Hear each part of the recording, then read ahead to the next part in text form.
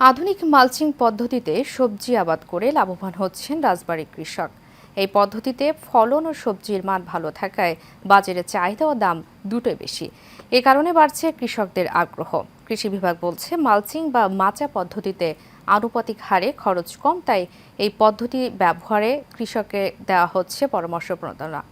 রাজবাড়ী থেকে এস.এম. রাসেল কবিরের প্রতিবেদনে বিস্তারিত জানাচ্ছেন আরফি ইসলাম হিমু।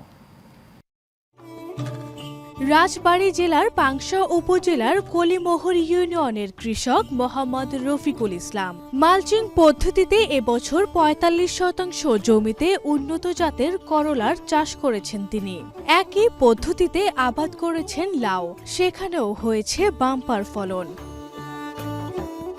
রফিকুল ইসলামের মালচিং পদ্ধতিতে সবজির চাষ সাড়া ফেলেছে পুরো পাংশা উপজেলা জুড়ে। প্রতিদিনই তার ক্ষেতের ফসল দেখতে ও পরামর্শ নিতে দূর দূরান্ত থেকে আসছেন কৃষকরা।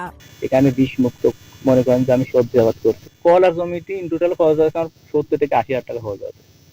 তাতে আমি আশা করছি ইনশাল্লাহ এখান থেকে আমার ২ লক্ষ টাকার বেশি আসবে। এগুলো তো অনেক চাহিদা, শুধু জৈব সার দিয়ে উৎপাদন করা হয়, এর জন্য এই সবজির বেশি চাহিদা অনেক। প্রতিনিয়ত এসে কথাবার্তা বলি এবং তাদেরকে উদ্বুদ্ধ করি বিষমুক্ত সবজি চাষ করার জন্য। এদিকে আধুনিক এই পদ্ধতির ব্যবহার পোকামাকড় দমন ও উচ্চ ফলনশীল সবজির আবাদে খোঁজ রাখছেন কৃষি কর্মকর্তারা।